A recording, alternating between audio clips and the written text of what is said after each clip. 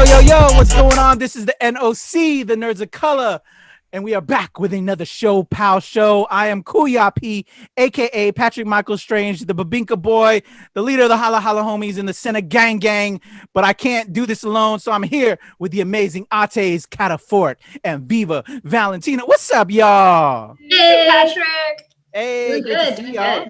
How y'all doing? In these holiday COVID-19 crazy times, holding it down? Everything good? Living my best life. Okay. As best we can in these times, I'm sure. Right, so good. Y'all getting everything done. You getting ready for this trip off to Japan. You are jet setter. Where we're gonna have to rearrange everything so that way we can make sure you're all good. Which is all good because we love you. Before she goes. That's right. Oh yeah, what's good with that? We got the lumpia episode about to pop off. Yeah. All right. We're actually gonna make lumpia with one of our future guests. Ooh. So stay tuned. I'm excited. It's gonna be a whole Filipino afternoon. Yeah, and you can check it out on our Patreon as soon as we get that up. Yes, the Patreon. I actually, so for those, by the time this episode drops, it'll already be there. Plus the lumpia. We have the Christmas episode, so a lot of bonus coverage. Me and my daughter were making paroles. I think I have another clip of us talking about what we're watching on TV that I'm by the time this is there, it'll already be there. But I'm uploading it tonight. So a lot of great content. Please help us out. Support us on our Patreon. We also have a coffee.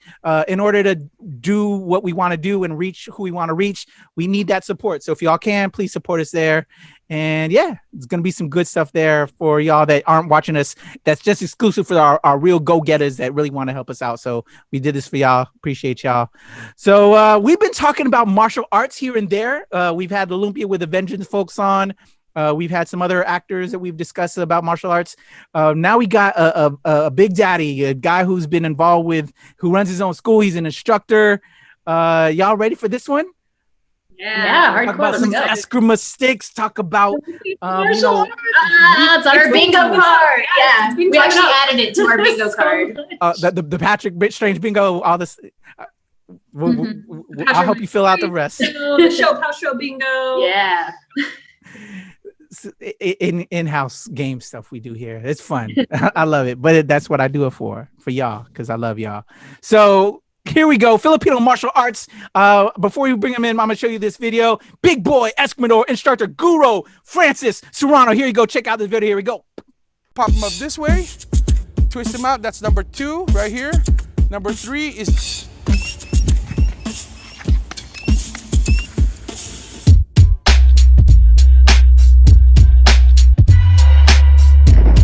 Coming back this way. So strike here.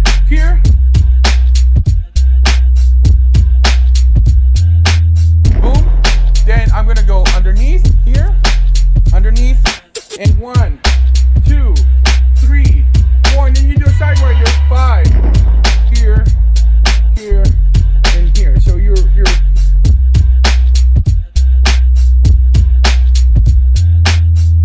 2, 3, 4, then stepping back. 5, 6, 7, 8, 9, 10, switching out. 11, 12, 13. All right, here we go. We have from Filipino Martial Arts School, my man Guro Francis Serrano. Big boy Escrimador, instructor himself, Guro Francis Serrano. How are you, sir? I'm doing well, and I'm just kind of I'm just kidding. I don't really talk like that. All the other Filipino martial arts instructor I know always talks like that. So I was like, I always feel pressured to talk like that. No, but I'm doing great. In this pandemic world, we're just kind of doing our thing. I'm trying to build my immune system, so I'm licking as many people as I can, kind of stuff. But I'm wearing the mask though. So I don't really see what the problem is, right? Anyway, but yeah, so it's just kind of been doing my thing, man. Just doing my thing, and thankfully, I'm very blessed. Business has been good. Business has been good. So thank you for asking. No worries, man. Yo, we're just hyped to have you. You are our first guest via TikTok. Thank you, Cataphoric, who holds down our TikTok.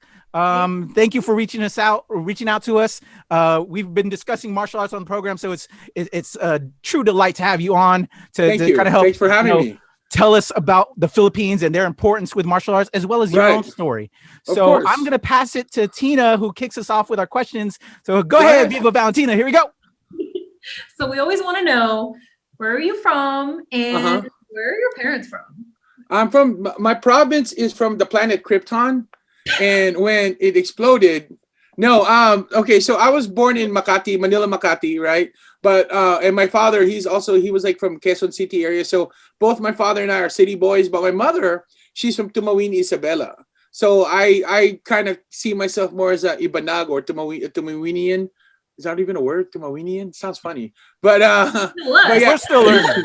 Yeah, so I see myself as more leaning towards my maternal side of my family. So, but yeah, so that's where I'm from, and right now I'm in here in Southern California. It's cold here. I'm going back to the Philippines. Forget this, man. It's cold. Oh man, I this is hurting. It's so cold. But yeah, no, I've been here since 1987. You think I'd be used to that? Here. Where's here? It's cold. Where are you guys at? Virginia. Oh my gosh, isn't that like the other side of the planet because it's so cold? The whole other side of the planet. Okay, so quick story I went to Virginia because I have family out there as well, and then my cousins decided to take me to Virginia Beach. Oh, that's where we are. All right, so I don't know if it's still there, but there's this place called Joe's California Pizza. Oh, yeah. Okay, so here's the thing. My cousins, for some reason, thought I missed California. I've only been there for a week already, but they decided to take me to Joe's California Pizza, right? And then as soon as I walked in, the guy goes, "Aloha." Like, we don't say aloha. Where did you take me? And then he goes, I'm like, "We don't say aloha, bro." And he's like, "But it's the westernmost state." No, it's not. There's two more. That's more western than this. And then their pizza, it's like, I think they were trying to make it count. Like they put kale and like avocado. And I'm like, that's like McNasty. That's what that is. I'm McNasty supersize. Get me the hell out of here. So I'm like, I didn't go all the way to Virginia, cousins, so I could eat California food. Yeah. That don't make no sense to me. I want to eat Virginian food, right? So like, oh, okay, my bad. So I'm like, no. Yeah, so that's my experience. What was that? One place in Virginia Beach where you can get a California burrito. Okay. No. Which is in California? No. I know people were asking me like, what are you? People were asking me like, you were in California. What are you doing at this beach? I wanted to see the other side. If the water was on the other side, because I'm always used to it on one side. Now I want to see it on the other side. So it's kind of weird. So I mean, I will say, like, California beaches are trash, and you can fight me on that. We have the Gulf Stream in the Atlantic, and it feels like bath water in August. So it's really nice. Y'all can take your cold Pacific water. East Coast beaches all the way. Well, I don't disagree. I don't necessarily disagree with that, except completely. But you know, I mean, when people think about beaches, do they think about Virginia or do they think about California? Thank you. It's like, you know, they don't say Virginia dreams, California dreams. I'm just saying, if your burritos were really that good, they would have called it Virginia burrito. It's not our burritos. We have the most authentic Virginia Beach food is like Joe's California Pizza. It's white sauce at our Mexican restaurant. That's right. Yep. Oh, okay. Specialty regional. Why does it got to be white, huh? It's basically. Why does it got to be white? I mean, see, it's the white people covering the brown people again, man. White people covering brown people again. No, I actually had a good time in Virginia because I was actually there for more work.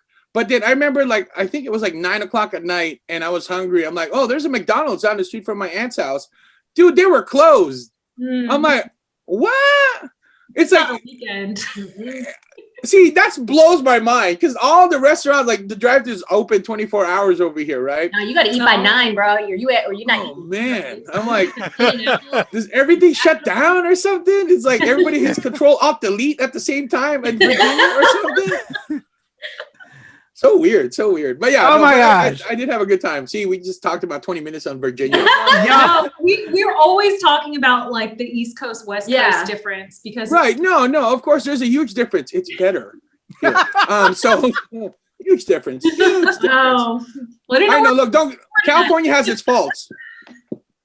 He came on this podcast and chose violence. Yeah, yeah. Fitting for a martial artist.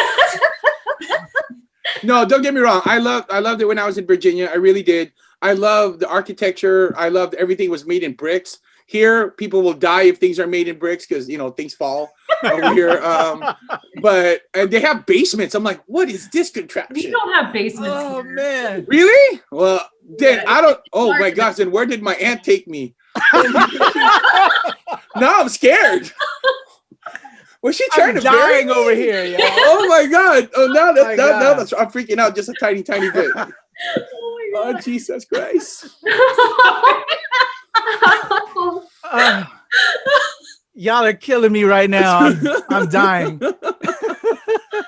All right, let me get us back on track. Let me get us back on track. Francis, you are hilarious, man. Yes, as thank I reside in my basement studio in Washington D.C., where I'm at. That's where I'm at there in Virginia Beach. Okay. Hilarious. Oh my man, you are giving me life, bro. This is fun. I'm glad. All right, I'm glad. so so back on track. Born in the Philippines, you came over here. At what age? And then let's talk about that from your family. Sure. And why. Why did they want to come over here? Sure. And let's start from there, from the kid. Sure. So the planet was about to explode, right? And so they put me in this pod. No, when I was born, my dad signed up. Like there was a lot of programs happening they're trying to send a lot of professionals to move from the Philippines to the United States. So my dad goes, well, I have a son now. By the way, I have an older brother, but all of a sudden he has a son now. Yes, I'm the favorite. I don't care what he says. He's lying. So my dad decided to sign up as a tax preparer, accountant to come to America. It took them like 6-7 years or something. No, I'm sorry. No, it took them 8 years for them to approve my dad. Right. So finally, when he got approved, they said, you know what, let's do this. So my dad came here first, and then 8 months later, my mother and I followed. My parents we had a business in the Philippines called Christian Wheels, where we actually used to do tour guides. And then my parents started doing business where they would send OFWs to the Middle East to work. So even back then there was, the Filipinos were still very considered as one of the most highly employable people in the world. I mean, most of our citizens are college graduates and they all speak English. So, so it's a huge bonus for that. So they, and so that's what they would do. So, and then, but when I was 9 years old, my parents said, no, it's time for us to venture east. That's right, east, to the United States. So when I came here, I mean, let me just put it this way. It was such a long time ago that I had to wear a suit in an airplane, right? So that's like, I had to wear this tiny little suit, but yeah, that's how long ago it was. And I came here in 1987. So, I mean, it's like so much has changed now. Like everything's in color, black and white. I'm like, what the heck was that about? Like, wow, that's really cool, right? Were you happy about the change? Were you excited? How did you feel about, that transition? The only thing that I was sad about the transition was I still have an older sister. She's still older than me. That she couldn't come with us. So that was the thing that only made it really sad. But other than that, I'm a very adventurous person by nature. So I like the idea of starting someplace new. And then, I always wanted to go to America. Who did it at that time, right? But if for some reason I always thought America was Alaska and that Disneyland was in Alaska. So I'm like, so I grew up so when we first landed, we lived in East Los Angeles, right? And then I'm like, I'm prepared to see white people. I'm like, no, man. I see a lot of Latinos, our Latino brothers and sisters. I'm like, what the heck, dude? What's going on? So, and then what was even more difficult was that because, in the Philippines, I was taught proper English, right? And then when I moved to America, I did not speak the English that everybody else was speaking, right? So they told me, hey, go watch TV, turn on the clothes, just watch TV for like a year so you can pick up the vernacular, the way that people talk. So I did that for an entire year. Then I realized I was actually watching Telemundo for the whole time. But he still worked in East LA though, so that worked out. That worked out. So, and I still don't speak Spanish, but I watch a lot of soccers though. So, goal. That's all I understood. So, but yeah, no, it was an adventure. I loved it, and my parents told me, yeah, it's gonna be an adventure. Yeah, you're gonna see Disneyland. No, man, it took us 5 years before I went to Disneyland. So, you had to earn it. Yeah, exactly. He's like, start walking, son. Start walking. You're like, where do I go? Just go that way. You'll find it.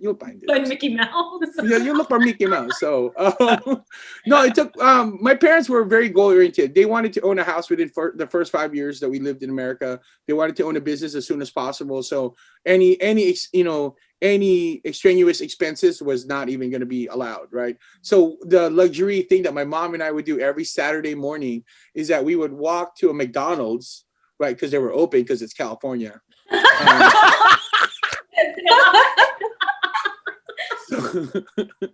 And then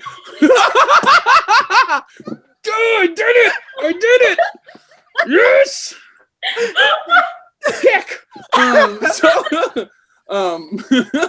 so we would walk to McDonald's and get a Happy Meal, right? And then walk over to like a Big Five kind of thing, and then buy these stickers that you put in a book to complete the story in your book.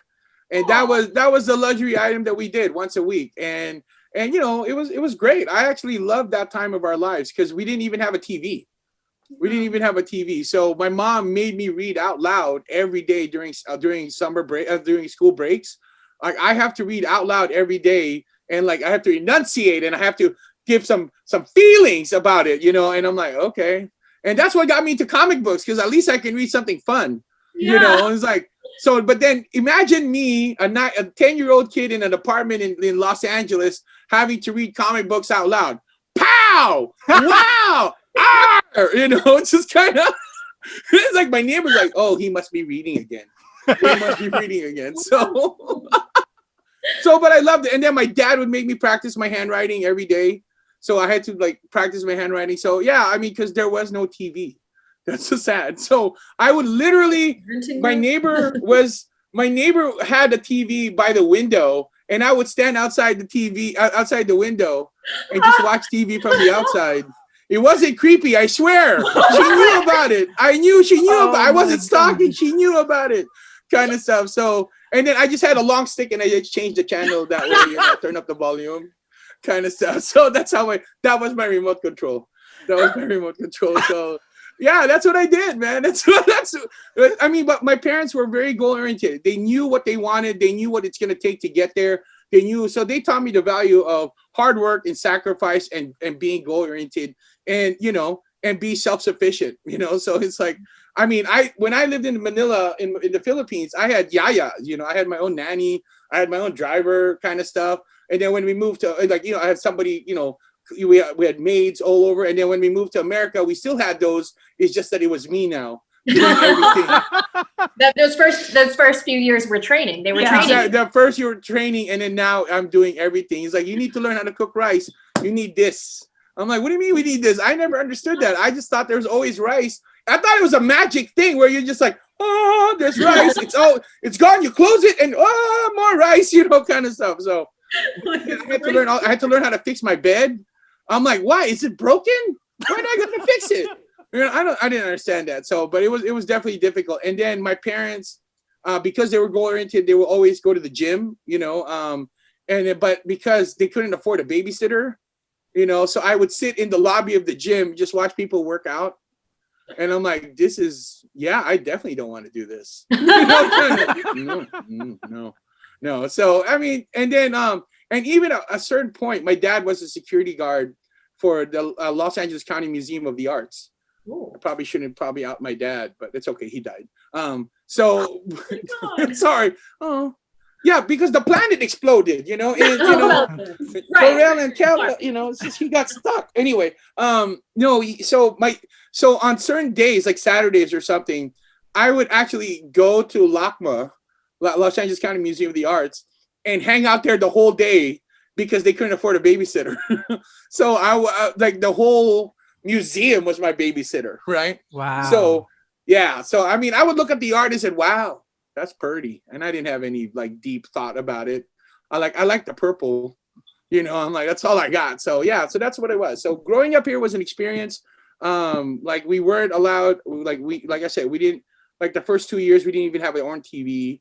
We didn't go to Disneyland till the 5th year, like the 4th or 5th year that we moved to America, where all my friends have been to Disneyland, Universal Studios, Knott's Berry Farm, Magic Mountain. And I'm just trying to get to Disneyland, and I couldn't do that. And I couldn't watch movies. You know, I love watching movies. Movies are my jam, but I couldn't even watch a movie. It was so bad. Let me just put it this way. It was so bad that when the movie Batman with Michael Keaton came out, like I had a lot of Batman gear, but I haven't seen the movie. So it was like that, but it was great. And I wouldn't trade that time for anything. It was a magical time for me.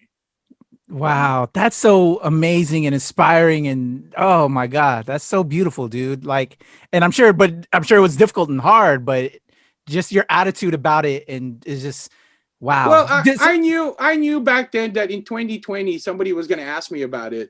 So you know, I'm like, you know, there's a lesson for this in 2020. Somebody's going to ask you. Wow. So did they get the business in there was a 5-year plan, right? So did they? Yeah. Wow. They bought a house and then they converted that into a business where we took care of the elderly. So, you know, oh my gosh, I helped take care of we couldn't really afford much help. So I had to help take care of the elderly, wash them. These old ladies like, rape. I'm like, no, lady, it's not happening. No. And, but it was a job, it was something that we needed to get done. And, and I'm like, it's my parents. So who else am I going to do this for? Right. So I did it. So yeah, when I turned 13 is when we finally had that house. So like awesome. 4 years after we moved to America. Wow. So what was teenage Francis like? Well, okay. I'm gonna sound really like awesome, but so at that point, my parents went from boarding care, taking care of the elderly, to drug dealers, right? We own pharmacies. I just like saying that to get people's reaction. I wasn't sure where we were going with that. Yeah. No. My parents own pharmacies. So have you heard of that pharmacy CVS? Yeah, I'm the S. No, I'm just kidding. We're not. Nowhere near the CVS branch. No. No, we're the S. We're the S in the CVS. No. My parents owned a pharmacy. Actually, at one point we owned 9, and one of them was in Virginia. That's why I was actually in Virginia, was because I had to. I was the number 2 guy in the company, so I had to go watch. I had to go. Keep an eye on them, and you had to watch the front while someone took break. I didn't even know what to do. Like, somebody's breaking in here. The good stuff is in the back, right in the fridge. No. It was just kind of, it's just one of those things. So my family owned a pharmacy. So yeah, I was kind of living well. I was the richest kid in my high school. I had a brand new car. Kind of stuff. And then what else? I was dating the superintendent's daughter. That wasn't a good idea. She's dead now. She's dead now, though. Oh my God. I don't in my heart. No, she's dead in my heart. No, she's dead in my heart. She's dead in my heart. No, I'm kidding. She's married. She's got kids. I just feel bad for her because her kids are ugly. But if she stayed with me, at least her kids would have been good looking. But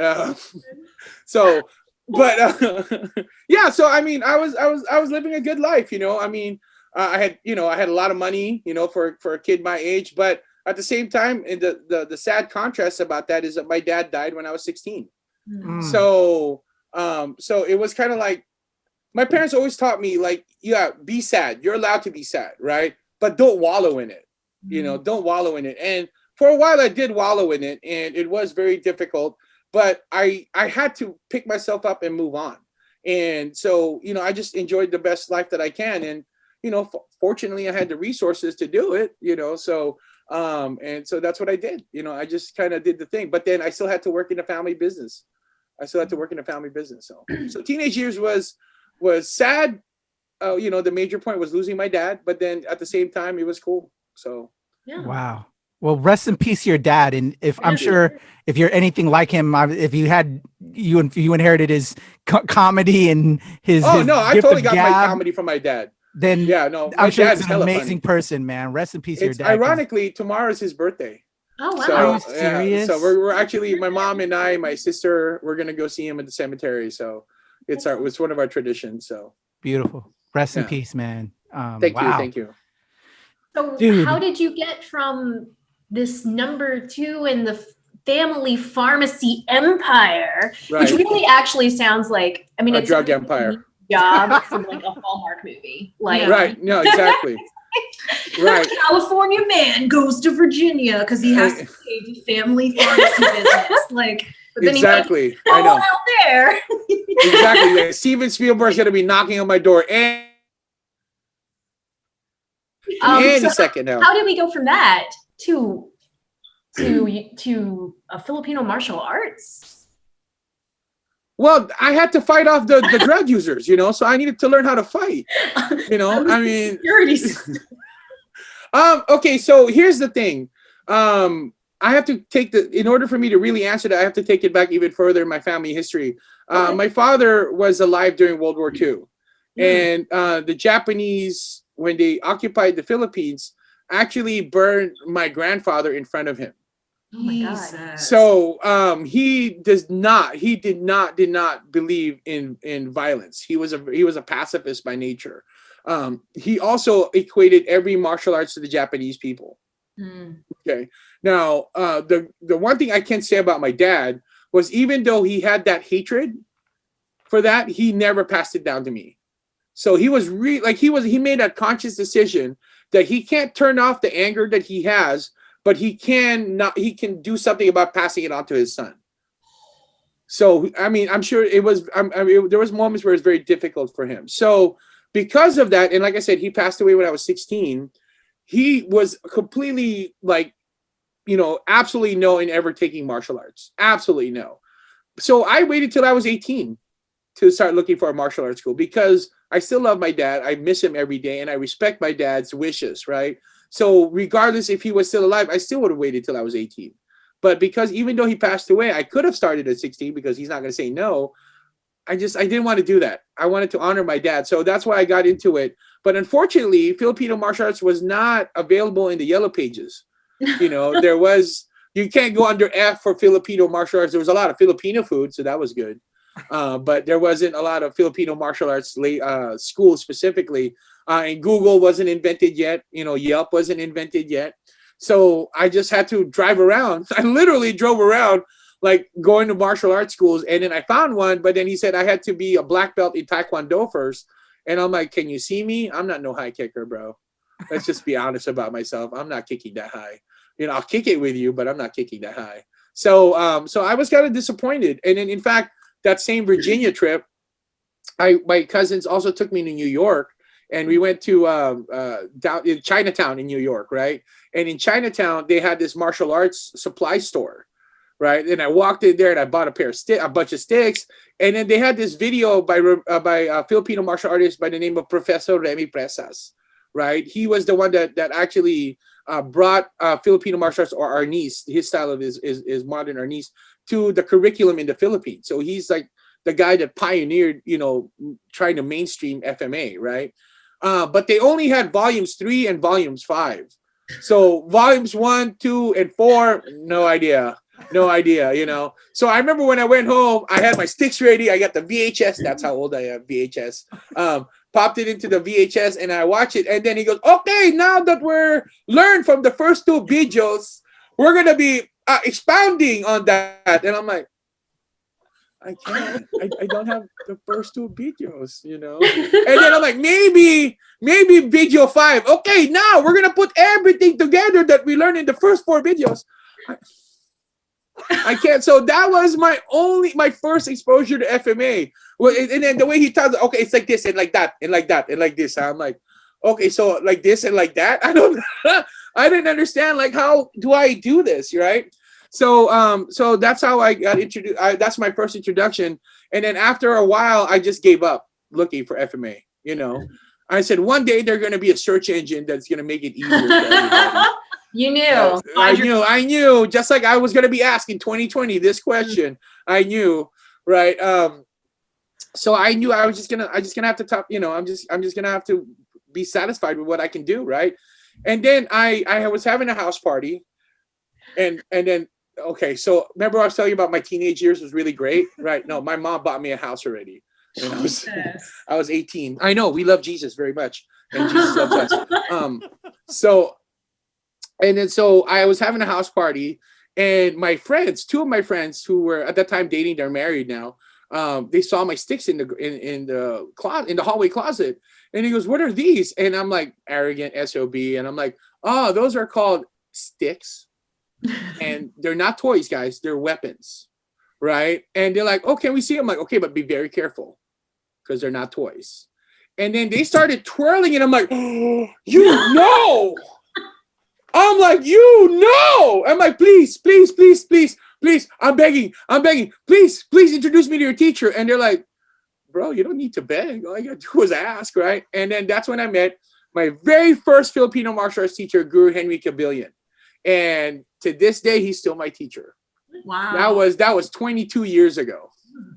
So that's how I transitioned to FMA. Now, as far as the pharmacy business is concerned, my parents had no plans in ever leaving it to me. In fact, before my father died, I had this conversation with my pops. I said, "Papa, one day I'm going to take over the family business." Like, "No, you're not." I'm like, "But you guys are making me work in it. Like, I'm the number 2 guy. Like, you and Mama are number 1, but I'm number 2. You're not taking over."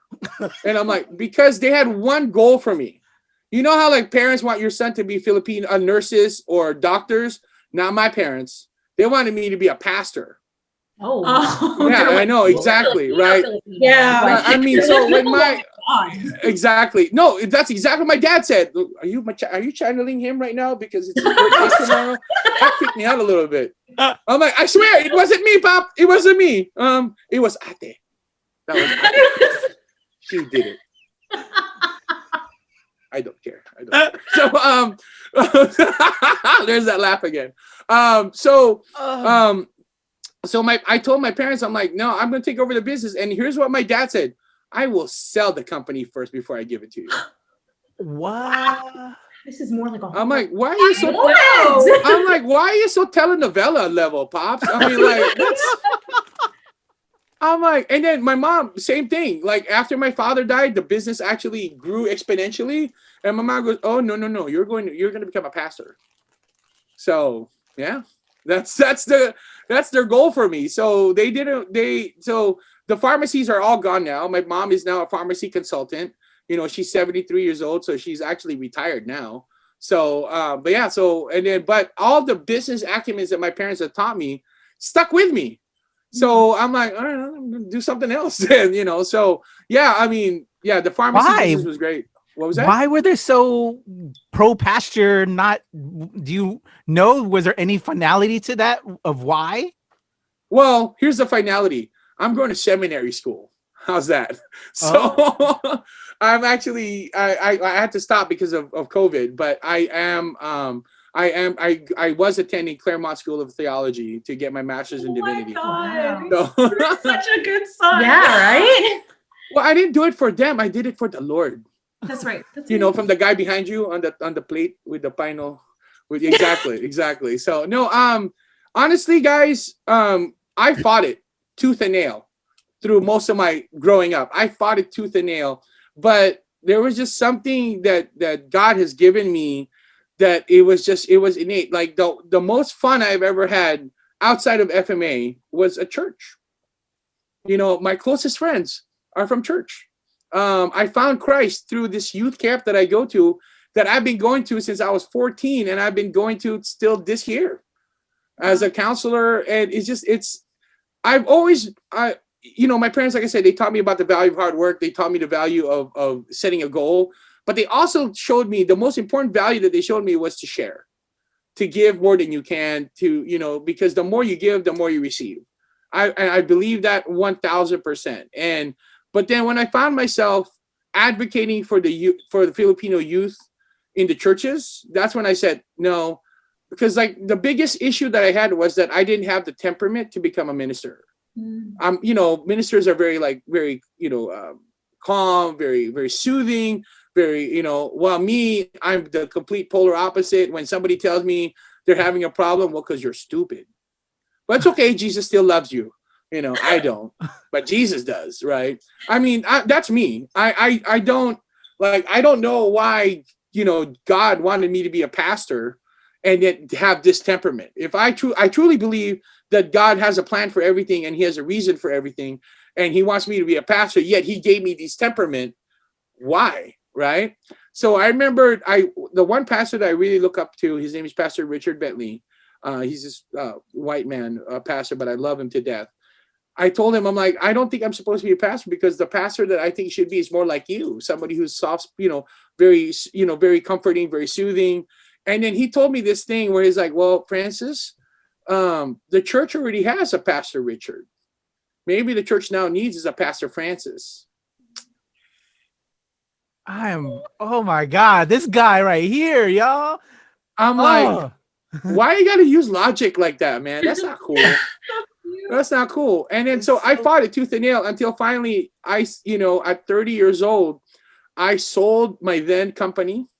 I sold everything I owned, and I moved to the Philippines to go back to school to get my bachelor's degree and then eventually get my master's in divinity. So, wow. Yeah. And you know what? No regrets. None whatsoever. Wow. I have no regrets. I've never been happier than I've ever been because I've done that. So. Bro, you are absolutely amazing. Oh my God. Thanks. It's been such a roller coaster. I was not expecting that at all, but that is the seminary part. Yeah, what a message though. Like how oh my God, yeah. And it all comes back around. It's almost like everything you were saying that your parents kind of taught you and that you experienced and you went through. Right. Full circle. It comes in full circle. And I'm just truly amazed by how God works and how things work out. I mean, the truth of the story is that my father was not a believer before I was born. And my mother had 4 miscarriages before me. And then so my dad was like prayed, and he's like, he was so angry with God because of what happened to him with my grandfather. Can't blame him, right? When you have that logic, if God really loves me, then why did he do this to my dad? Then that means God doesn't exist. Right. You can see the logic train there, right? Mm-hmm. But then he literally saw a billboard sign. He saw a sign that says, try God. And it was right underneath the church, right above a church. So, and then he said, like, if he can, and he asked God, and he goes, God, if you can let me have my son, I'll give him right back to you. And that's what they did. That's why I said you sounded like my dad. So I'm like, no, that was creepy. To God, but like, right.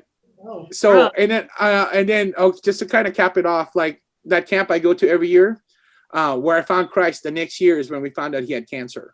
Wow. And then that Christmas, because the camp was always December 26th to the 30th, I didn't want to go to camp because I knew these were the final days of my dad. We all knew that, right? Nobody was talking about it, but we all knew it. And I said to my dad asked me, are you going to camp? I said, no, Pops, I want to spend as much time as I can with you. And I swear, my dad said this, and he goes, I want you need to go to camp because I want to spend eternity with you. And I'm like, why you got to use logic against me like that, Pops? I mean, so I went to camp, and I remember Pastor Richard, that same pastor, when he visited the camp, he was the one that told me that my dad was in the hospital. And then I go, okay, I was ready to leave. And he goes, no, that's why I didn't want to tell you. Your parents told me not to tell you because they want you to stay at camp. And it was there at that camp that I met the best friends, that they all surrounded me with love. They all held my hand. They all cried with me. Oh, damn it. Bro, I feel you. They all cried. They all cried with me. They allowed me to be angry. They allowed me to do things. And then when he died, they were all there on his funeral. And they all like prayed for me. And I'm still close to all of them to this day, because that's a bond that you can never ever break, kind of stuff. So that's the journey from like why my parents didn't want me to take over the family business. They wanted me to concentrate on the ministry. And that's what I did. So Hey, what's your dad's name, man? Rest in peace to your dad. What's your dad's name? his name is Frank Serrano. Oh, just like mine. No, yeah. Okay. So here's the thing: is like my nickname is TJ, right? Because my middle name is Thomas. They had an English friend that died right before I was born. He's the one that made the muffins. No, it wasn't him. It wasn't him. I don't know. But my dad was actually a junior. So he wanted I'm technically Francis the Third. So my nickname would have been F3, and I'm like, we don't even know what that button does on the keyboard. It's like, so they stuck with TJ. So so like if you say Francis, like 20 guys turn around. Yeah. So rest in peace, Frank Thank you. Serrano, man. thank you. He's an amazing man. Wow, and you're his son, man. You're wow, that's beautiful, man. That's what Thank my you for mom sharing says. that. So Thank you for sharing. my that. mom's gonna kill me when she hears this. Yo. She's like, what are I you trying love to it, say, man. huh? So no. Let's Oh,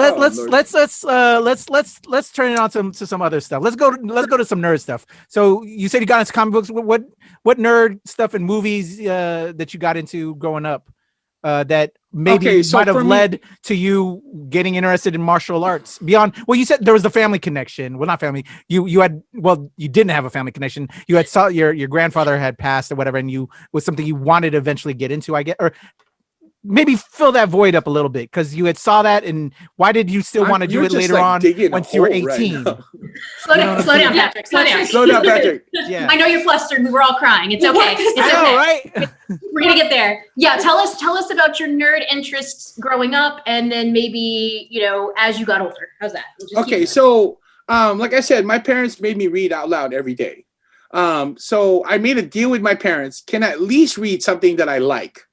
Right. And so the deal was I read something like more of a classical stuff and in the comic books, half and half. Right. Because they just like the fact that I was reading. So and then growing up, I was also a very sickly kid. I was in and out of the hospital.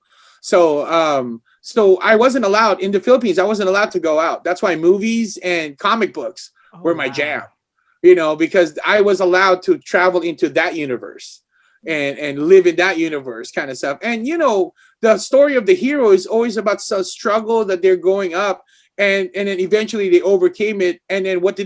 They decide to serve people with the gift that they got. Kind of sounds like what I've been doing a little bit, So that's what made me love it. I am a huge Superman fan. No way. Yeah, can't tell. Huge Superman fan.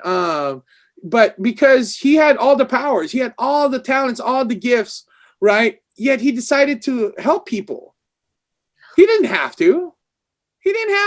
And then he decided to give it back to the people. And he decided to put himself last every single time.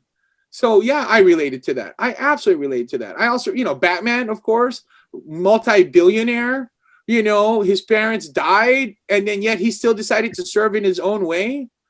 I mean, that's what it is. It's about the service. I mean, I see your biggest one is Spider-Man in the back there, right? And Marvel guy, yeah. I love Marvel, man. So Spider-Man, I always believed that he was kind of like they were trying to copy Superman, but not exactly. Like he worked in the newspaper, but not as a reporter. He was a photographer. He can swing, not fly. And the editor of the Daily Bugle hated Spider-Man. While Perry White loved Superman. So it was kind of like, okay, here's Superman. Let's make it a little different. Make him Jimmy Olsen. Yeah. Right, exactly. And then, but if you look at the color scheme of both Superman and Spider-Man are very similar, right? And so that was, to me, I just love the whole service idea about it. Like giving, like I have all these abilities, but I have also all these responsibilities.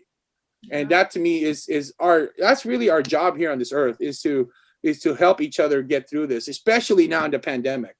So that's why I got into comic books. And then I lived in Los Angeles, so I was really near this one comic book place called the Golden Apple. So it's one of the most famous, one of the most famous comic book stores, right? I know, same thing, right? I remembered my grandmother. My grandparents on my mother's side, my maternal grandmother had 12 kids, right? And then I have like 49 cousins. And like, dude, we're not a family tree. We're a family forest. Okay. When God told my grandparents to multiply the exponent, I mean, that's how many they are of us, right? So one time I told my grandmother I want to go to the comic book store, and she said, okay, I'll go with you. I didn't want to pay for the bus because I wanted to use more money to buy comic books. So I told my grandmother, Grandma, it's just a couple blocks. It was like 10 miles later, right? My grandmother was so mad. You lied. You lied. I said, it's just a couple blocks. I just don't know how to count. So, so he told my parents, and but you know what? She did it. That's why I'm her favorite. Don't listen to the other 49. They're lying. I'm the favorite. I always tell them, did she walk 10 miles per you guys? No, because I'm her favorite.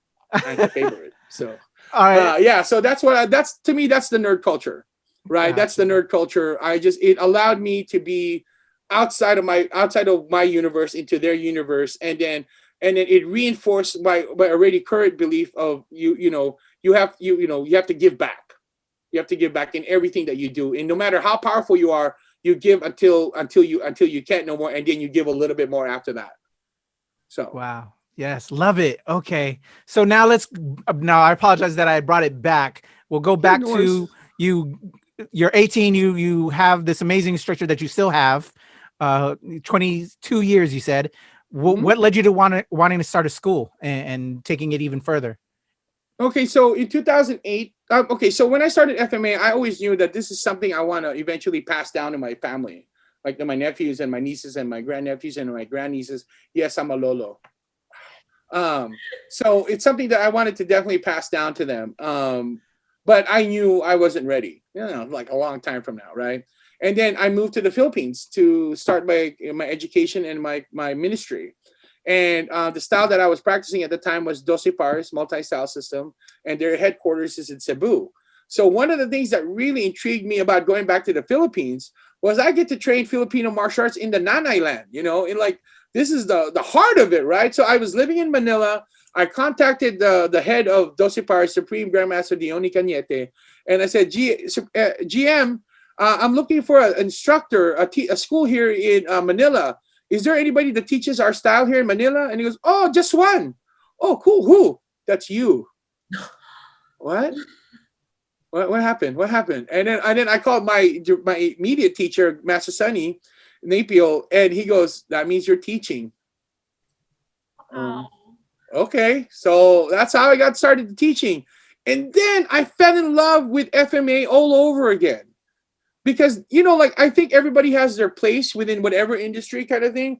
Yeah. For me, being a teacher is that, right? I loved it. I loved everything about it. I love interacting with my students. I love creating lesson plans that will make it easier for them to understand. I love making fun of them. it's my biggest joy in life. And then I love torturing them. And what's even better is that they pay me to do this. So that's really cool. So yeah, I fell in love with it. So in 2008, I started teaching, and then I got to the point actually. So the number one place to do FMA in Manila is Luneta Park, right? And it's by the statue of Lapu-Lapu. He looks Korean though, because the Korean government gave it to them. We're so grateful, but he looks Korean. So he does. Still love it. Don't get me wrong, I love it. I'm just saying he looks Korean. Okay. Anyway, so that's where they all train, like all these different styles training in the foot of this giant statue, right? Well, the church that I went to was across the street from Luneta Park. And so the head pastor, who I'm still in contact with today, allowed me to teach inside one of the rooms that they have. And it's huge. It's like, it could fit like 300 people, right? They allowed me to teach there for free. So I'm like, cool, so I'm like, literally, I'm like, so if I tell people where to go, I'm like, where that Luneta Park is, we're across the street in that church. It's easy to find. It was absolutely easy to find. So, so I got to the point where I was making about nearly 13,000 pesos a month teaching. Wow.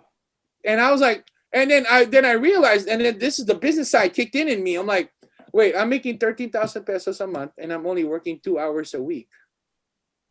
yeah, let's do this. So yeah, let's do this. So what FMA allowed me to do was to generate revenue while at the same time going to school, because I only taught 2 hours a week, you know. And so I'm like, yeah, that's a no-brainer.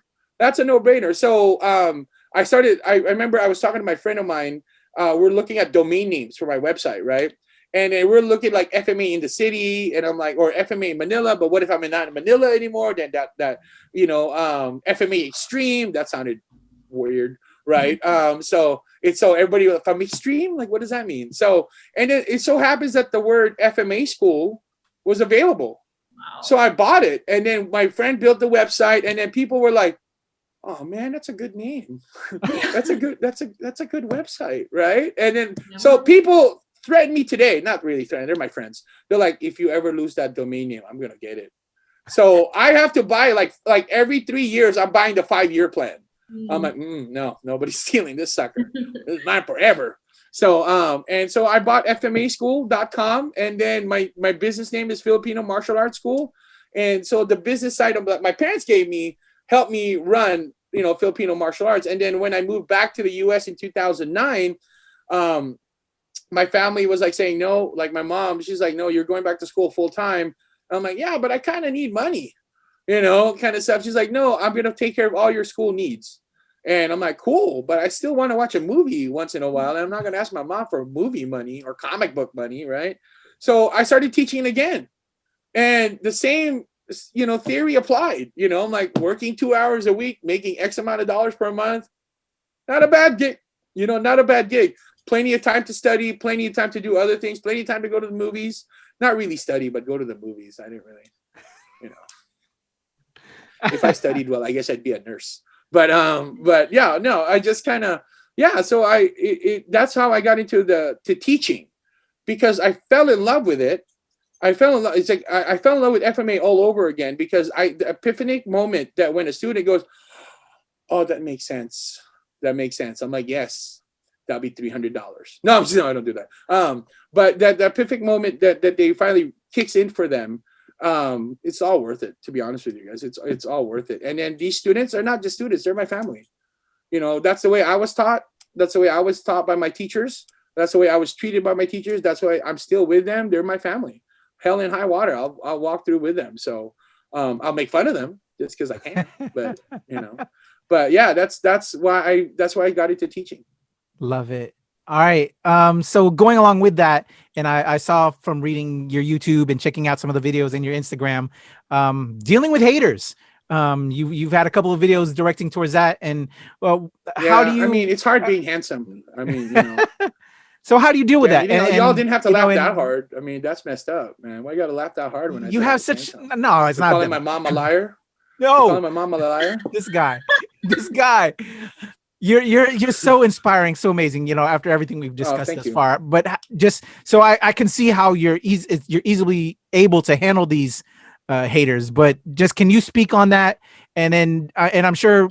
You know, and what kind of hate you're getting, and just some more of this positive vibe, man. This energy has been beautiful. But I would love to hear, you know, what you would also say to somebody listening to this that may be feeling the same way and are encountering the same type of experience. Well, okay, so as a marketing person, I started this campaign called Anybody FMA and Big Boy Screamador. Like that was my persona, because I'm handsome.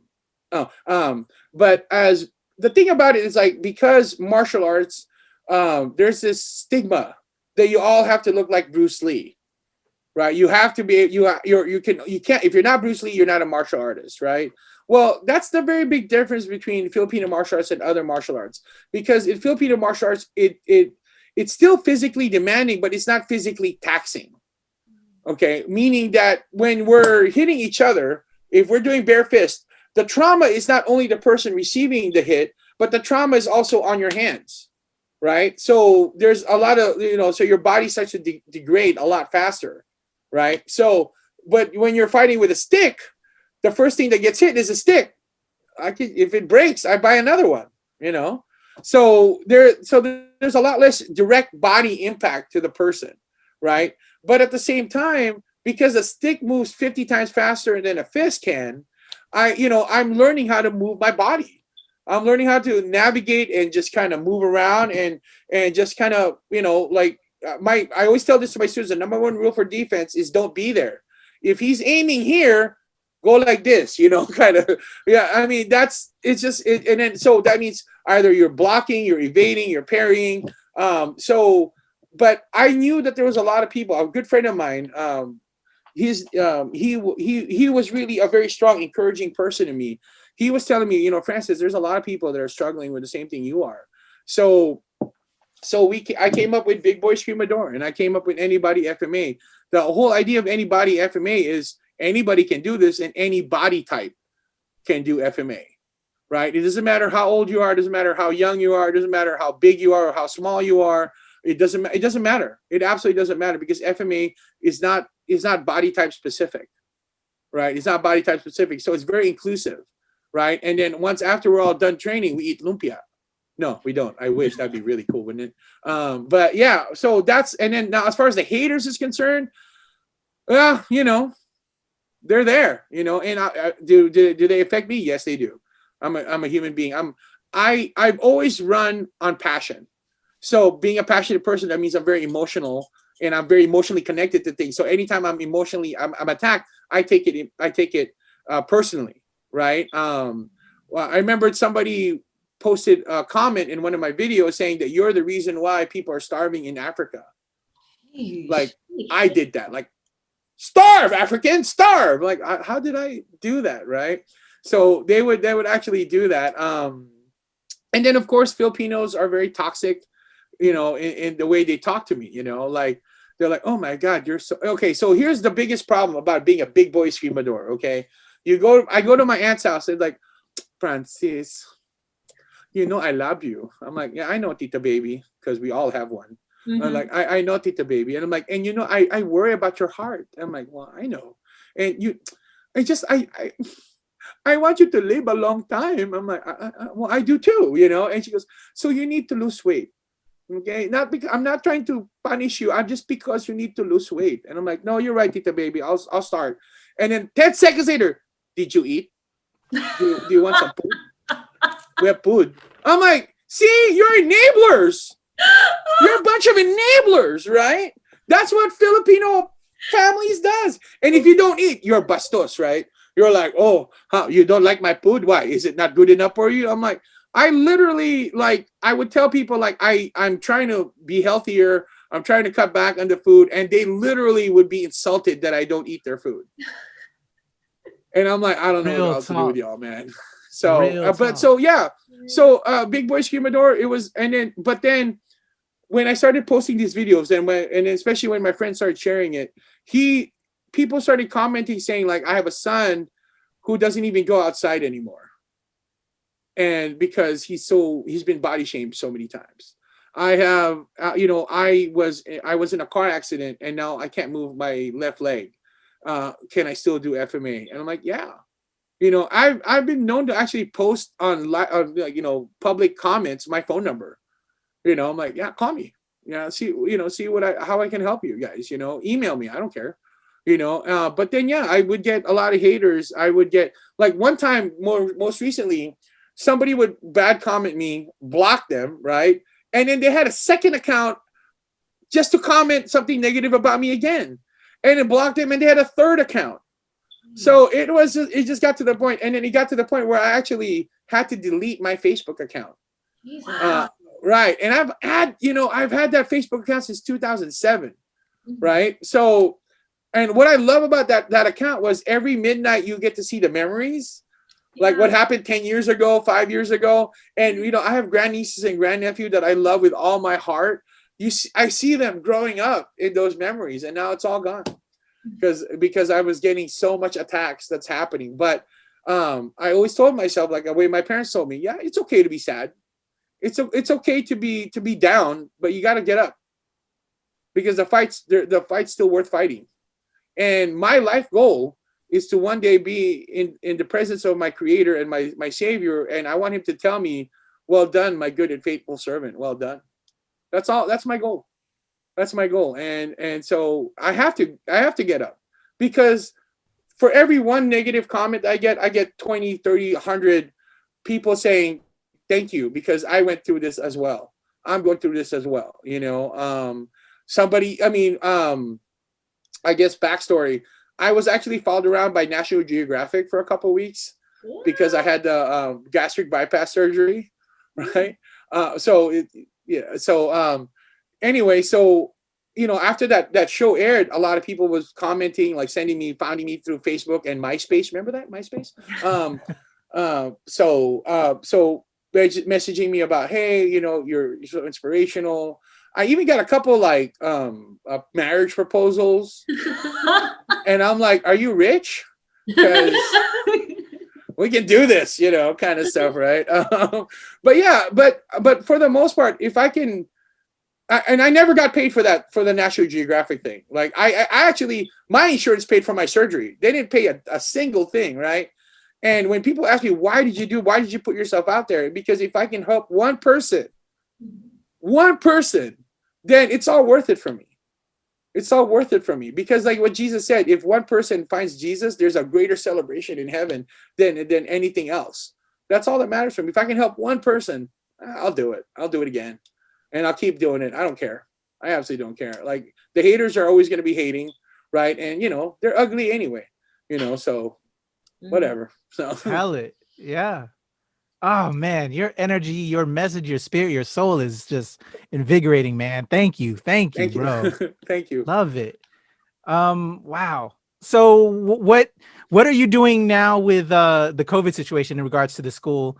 How has that been, and how are you transitioning, and what are you looking forward to when we are out of this whole COVID situation? How the evolving, what can we look forward to with the FMA school? Okay, so the great thing about this is that back many years ago, I knew that there was something missing within the FMA industry. And so I actually created a new company called 413 Media Group. And so that their job, that function is to be a marketing and promotion of any weapon-based martial arts, right? So that's function. So I would host tournaments at least once, maybe twice a year sometimes, right? I would host seminars, right? Just to, and then, you know, professionalize Filipino martial arts. So one of the things that I did that was contrary to what the industry standard was that in the industry standard, if you wanted to compete in one division, let's say the single stick fighting, you pay one price.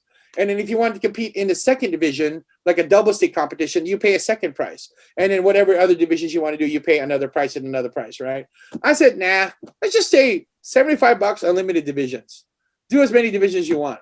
And a lot of people like, you're going to lose money. Well, it's my money to lose, right? Actually, it was my partner's money. So, no, we didn't lose money. We never lost money. Okay, so what we did was, we did it that way, like unlimited division. The problem was that with sponsors, sponsors want body count, right? So when a person is done fighting his or her division, they leave, they go home. Right? I want them to stay as long as possible so they can go check out the vendors and the other sponsors. So that's why I did the unlimited divisions. So their division is going to come up later, so they have to stay. Right? So that was the first thing that I did. Like I knew that I had to change that mode. Then the second thing I did was that I knew that when people are competing, they're not the competitors are not the only ones that sacrifice to be at these tournaments. It's the families, it's the spouse, it's the parents, it's the grandparents, right? And then when in the industry standard was that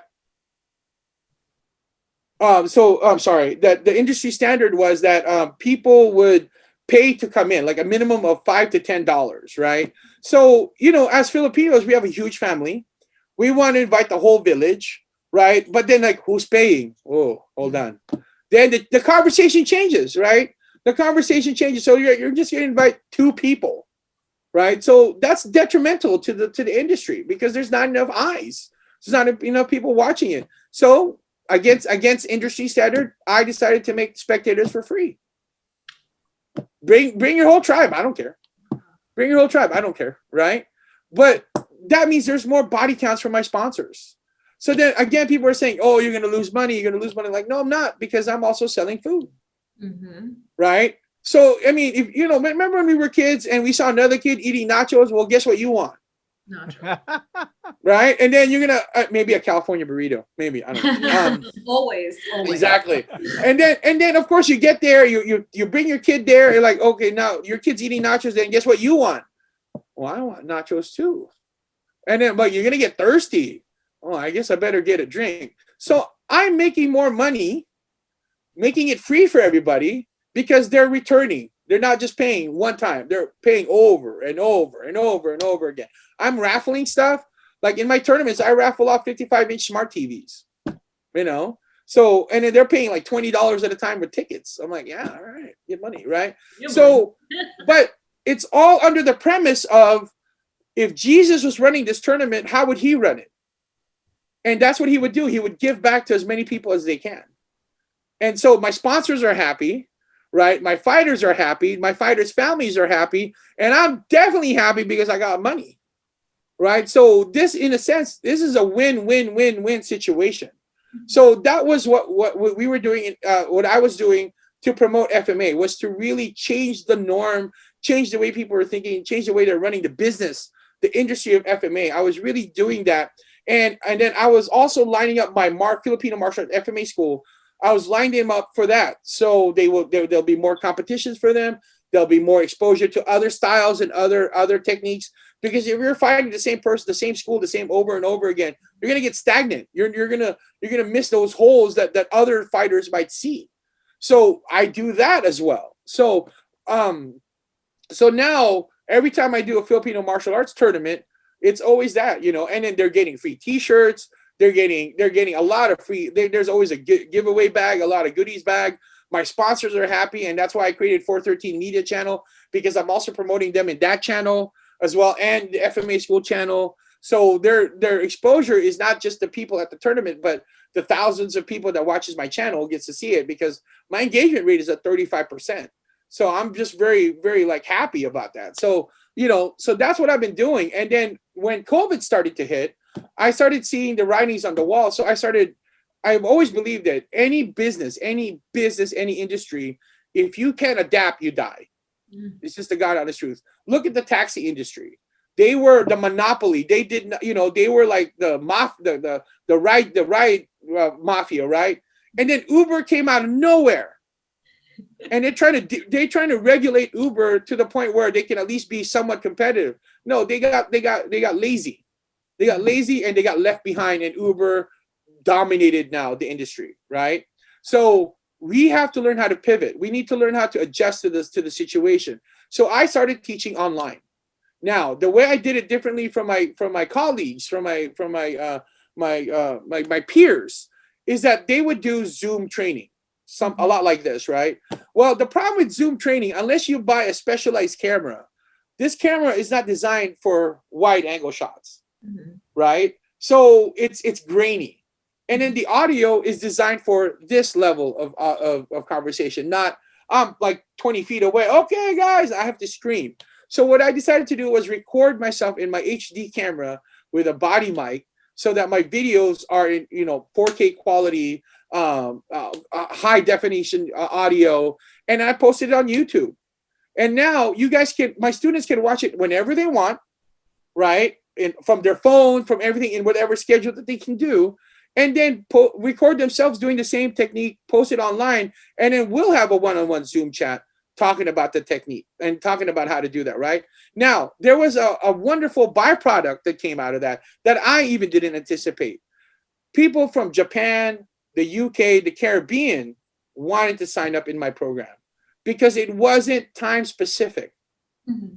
They can watch it whenever they want, because, you know, 7 p.m. here is not 7 p.m. in the UK, right? So it allowed me to, so I was able to pivot. I was able to tell my students, I'm like, okay, here's what we're going to be doing. You know, I made sure that we talked at least once a week. I always text them, like making sure that they're doing whatever they're supposed to be doing. And I'm filming. And then when Governor Newsom opened up to California again around summertime, I started teaching some more, right? So now I teach out of my garage because, ironically enough, I was about to open my first commercial site. And then I was about to sign the letter of intent, and then they added something to the conversation that wasn't part of the original conversation. So I walked away. Like, no, that's shady. No, I don't deal in that way. And that afternoon, Governor Newsom shut down the state. Wow. Right. So Jesus was watching out. Jesus is watching out. So now I'm just waiting for it to open up again. And ironically, they called me a week later saying, "Oh yeah, we're ready to waive that." I'm like, yeah, I'm not signing nothing now, man. I'm gonna wait till after this whole COVID stuff because it's gonna be a buyer's market at that point. So and then when things open up, students were really just tired of being indoors. So because I teach outdoors, California, you're allowed to work out as long as you're outdoors and you're wearing masks and stuff. So we're ninjas now. That's awesome, right? So they really love that. By the way, here's my mask. I don't know if you guys can see that, my Hello Kitty mask. So cute. Because I'm tough. That's why I wear a Hello Kitty mask. But yeah. So basically, what had happened was people started signing because they were so stir crazy, right? And then now we're shutting down again. And then now, again, going back to what my parents and what God has taught me, I started offering my online classes for free. Oh, wow. Because I'm like, we're stuck. I mean, the only way we're going to get through this is together. And at the beginning of the pandemic, I really couldn't do that because I didn't have enough material to give away for free. So when I decided to do this, I talked to my students because I always want their blessing when it comes to this. I said, I want to give this for free because people need help. People are getting stuck. They're going to get bored. They're going to get stir crazy. If this is something that can help them, why not? Right. And then as of last week, 151 times has this video has been viewed. It's not like thousands or tens or millions of numbers, but remember, all I care about is helping one person. Right. So I was able to help 151. So that's so great for me. So yeah, that's what FMA School is doing. We're part of the community. You know, I see a lot of my colleagues, a lot of my peers, they're offering 30% off on their online classes or 40% off. And to each their own, all power to them, all love and support. But, you know, FMA School is giving it 100% off. So, I mean, it doesn't get any easier than that. And I told them, like, it's till the end of the year. And if it needs to be longer, then it needs to be longer. You know, I really don't care. And then on a business side, what does it cost me to post a video online? Nothing. I do all my own videos. I do all my own editing and I post it all online myself. So it costs me nothing. And it keeps me from going stir crazy also at home. So, so that's what FMA School is doing. FMA School is giving back to the community. FMA School is helping everybody. Anybody who wants to watch these videos, hey, go have at it. Enjoy it, right? There's 9 videos in the first playlist. And if y'all need more, yeah, I've got like 50 other videos. So I got a lot of time during COVID. So yeah, that led you to TikTok too. Yeah, so that same friend of mine that was telling me to do this, he told me to get onto TikTok, and now I'm addicted, man. I can't stop watching it. It's like all the challenges and everything. And there's one video of mine that actually has like over 40,000 views. Wow. Because I duet with this one guy singing in the bathroom. That Lady Antebellum song, right? Yeah. It's 1:15. And then all of a sudden he's like a bunch of harmony comes singing out. So yeah, so people are just kind of putting it out on TikTok. So yeah, so at one point through TikTok, I was releasing FMA tip of the day. So one video every day, and then one video for 413 Media Group and one video for FMA School Tutorial. So I was releasing 9 videos a week. Yeesh. And I'm like, you know what? I don't want to die. So let's go FMA tip of the week instead. So there you go. So yeah, we went from 9 videos a week to 3 videos a week. So that helped out. That helps out a lot. So, so yeah, that's what FMA School is doing. We want to be part of the solution, not part of the problem. Right? We want to help people. We want to contribute to moving on, right? And moving on. And again, just like what's so great about it is like people were actually responding positively. Now people are asking to do the interactive, the paying version of the online class. And I'm actually telling them, no, just do the free one. It's fine. Like, no, we want to do it. I'm like, okay, I'll take your money. Jeez. Yeah. So you know that. So that's what we're doing. That's awesome. Yeah, we're glad to hear that you're doing so well and that you've got a plan going forward? Well, I mean, the plan is always give back, Mhm. give back, and then God gives it right back to me. So I've worked so far 42 years on this planet. Nice. So All right, so we have, I think, just one thing left to ask. sure. Our nerd check. So if you have to give a TED talk on a nerdy topic of your choice, something you are passionate about in the nerd sphere, Mhm. what are we talking about? Underwater basket weaving. Mm. How long to hold your breath? I majored in that. Actually, no, I would actually talk about the marketing strategy of giving. Hmm. Because every single time I use that strategy, it's always yielded me tenfolds. Mhm. It's always yielded me tenfold. I'm sorry? An actual TED talk about this because I'm intrigued. Yeah, no, I would love to. Hey, TED Talk. There we go. So I like long walks on the beach too. But yeah, no, I mean the marketing of giving, the marketing strategy of giving. A lot of people believe that the way to survive is to hoard. Mhm. But that's not very Filipino. And I've always, and don't get me wrong, I'm not no anthropologist, but I've always believed that there's the two types of society that people grew up in, or the culture that they came from, is the society of excess and the society of need. And if you look at the people who live in the society of excess, when they say they're having a family party, there's probably like 8, 9 people there, including yourself, right? But then if you look at the society of need, when they say there's a family party, you're lucky if there's only 30, right? You're lucky. Why? Because we've learned that if we're in a society of need, the only way to survive is to share. I got the rice, you bring the adobo. Oh, I'll bring the gulay. I'll bring this. And then now we have this big smorgasbord of food. And then nobody walks away from a Filipino table hungry without to go. Tupperware, right? You're nobody. So this is what I'm talking about. That is the premise of the marketing strategy of giving, right? It's like you have to give first. You have to give first. And then now that's why in the political climate that we're in now, and being a religious person who has somewhat knowledge of the faith, when they're saying we're a Christian nation, but they want to build walls, right? Walls don't exist in the Christian faith. Right? I've shared this with many people. I've been blessed to visit other countries. I've been blessed to see other parts of the country. And then when I'm about to cross the border, I look down, there's no line there. God did not put a division between me and my neighbor. The division was put by man. And if man can put that up, then man can tear that down as well. So just share, give. And it, oh my goodness, I can't tell you how many more times that I've received so much back because I decided to give. And that's how my parents taught me, and that's how God has taught me. So that would be my TED Talk. Awesome. Oh my God, this guy. On a beautiful note. Yeah. Thank you very much. Yo, thank you, Guro Francis Serrano. Bro, tell them how they can reach out to you. We're gonna put all the information down in the description below. Sure. But just for before you leave out, let them know how they can reach you. Sure. My phone number is 1-800-BIG-SEXY. Yes. It's toll free. No, I'm just kidding. No, please visit us at our website at www.fmaschool.com.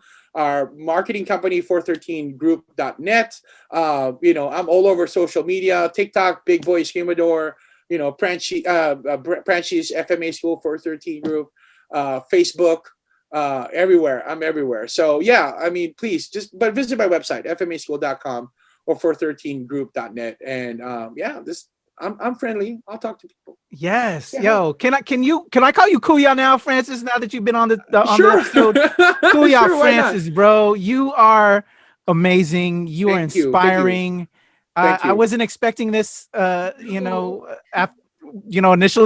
I have to say. The ride you've taken Yes. us on. Yes. Wow. Turns.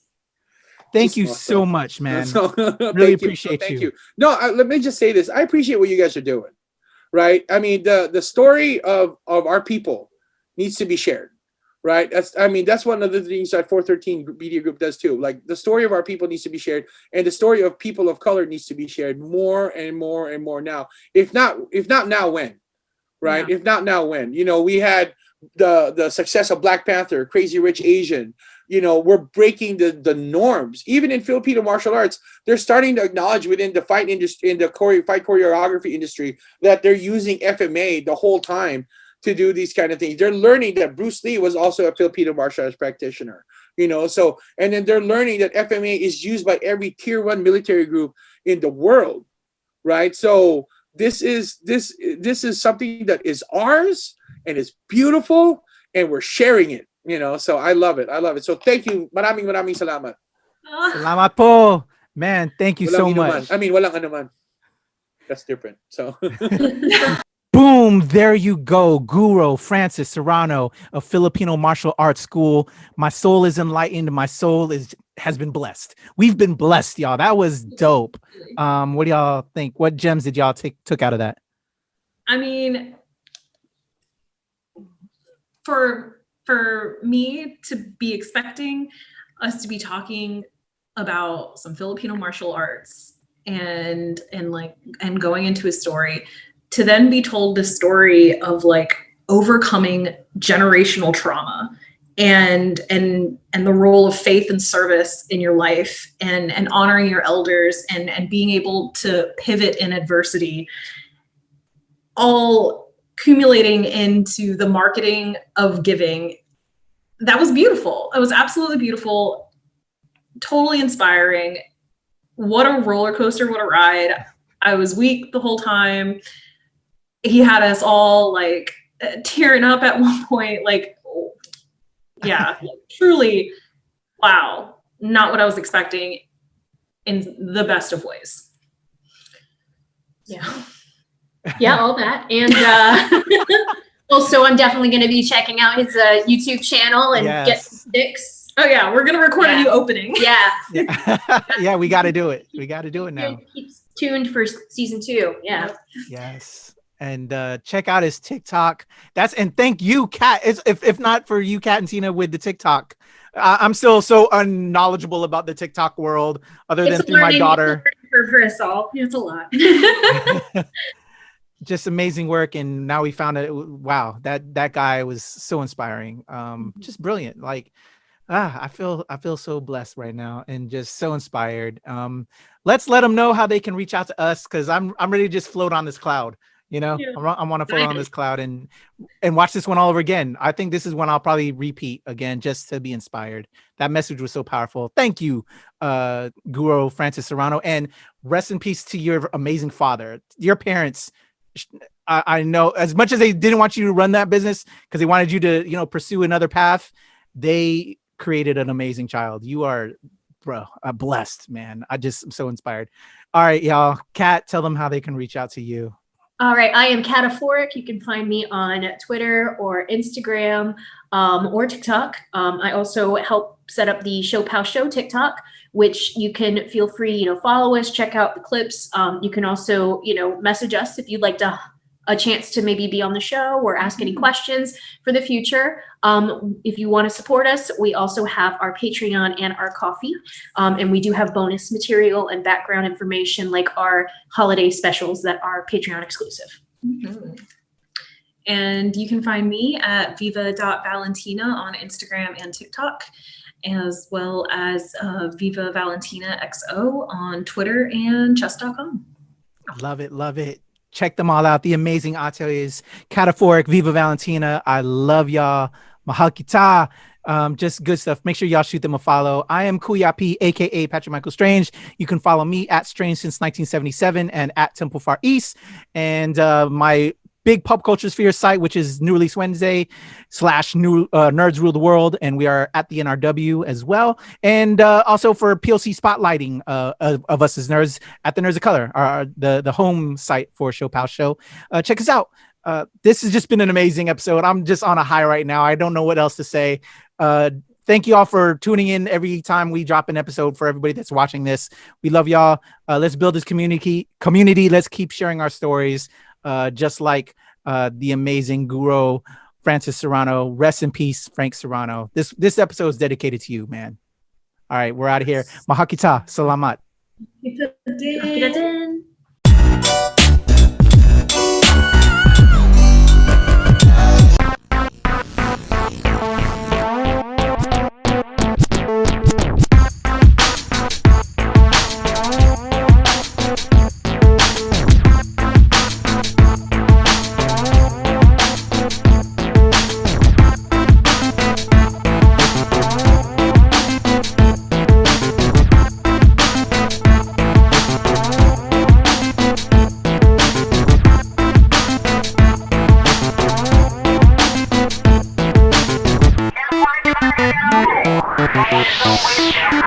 Well,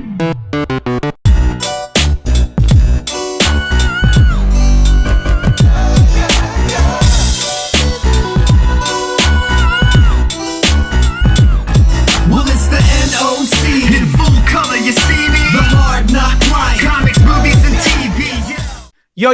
Yo, what's going on? This is the NOC, the Nerds of Color, and we are back with another ShoPowSho. I am Kuyapi, aka Patrick Michael Strange, your Babinka boy, your Adobro, your Hala homie, leader of the Cine Gang, and most I fucked it up. I'm trying to come up with something for y'all instead of just amazing ates. I was trying to add that. All right, let's do it one more time. We'll go again for the top. So good. Okay. Yeah. That's like a good outtake. Okay, I'll throw it in there at the end. All right, here we go. Francis Serrano from Filipino Martial Arts School or FMAschool.com. The reason why my Filipino heritage is really important to me is because it's a story about people's struggle, but rising and winning and just being a champion and everything and doing it all with love and with food.